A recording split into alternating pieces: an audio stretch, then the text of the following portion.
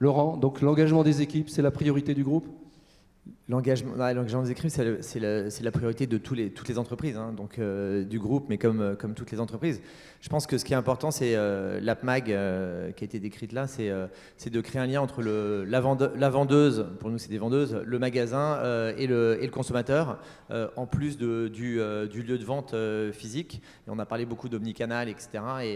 Et je pense on reçoit aujourd'hui beaucoup de news des différentes marques. Le luxe fait super bien son job de clienteling, que nous on a plus de mal à faire avec la quantité de clientes qu'on a et le temps qu'on peut malheureusement leur allouer. Et donc c'est de trouver la mécanique qui permet de recontacter ses clientes avec un peu plus un tutu personné par le point de vente directement. Alors on a vu beaucoup d'innovations ce soir. Qu'est-ce que tu en penses? Est-ce qu'il n'y en a pas trop? Comment les retailers vont pouvoir intégrer ces innovations? Il y en a certains qui m'ont dit mais le problème c'est de choisir. Qu'est-ce que toi tu as envie de nous dire? Et surtout de leur dire. Non, mais j'ai des leçons à donner à personne. Au contraire, je trouve que c'est intéressant parce qu'on apprend beaucoup de choses.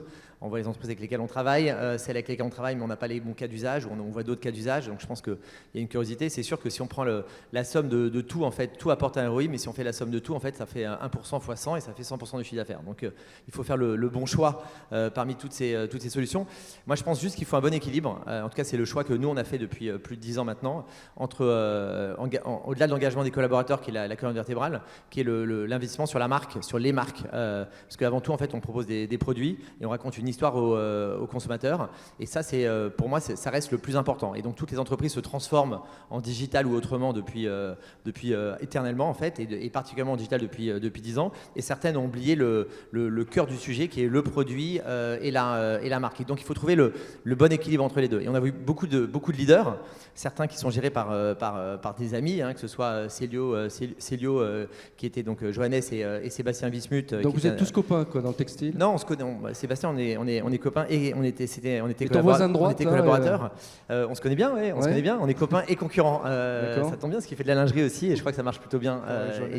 Et donc Rouge Gorge, c'est une très, très jolie entreprise. Mais ce qui montre bien justement, ça illustre mon propos. Quand on est leader, il faut faire attention parce que c'est à ce moment-là qu'il faut en permanence se réinventer et sur la marque et sur l'innovation et sur l'engagement des collaborateurs, parce qu'il y en a d'autres qui arrivent et qui se développent et parfois on se regarde trop le nombril. Et donc il faut se réinventer en permanence. Et c'est probablement ce qu'a pas fait Camaïeu à un moment donné, ce qu'a pas fait Célio à un autre moment. Et nous-mêmes en tant qu'acteurs de lingerie, on est leader en France. On a des acteurs comme Rouge Gorge qui se développent très bien, des acteurs italiens, je ne sais pas s'ils sont à la salle, qui se développent aussi. Et donc il faut faire attention et regarder et en permanence se remettre en question.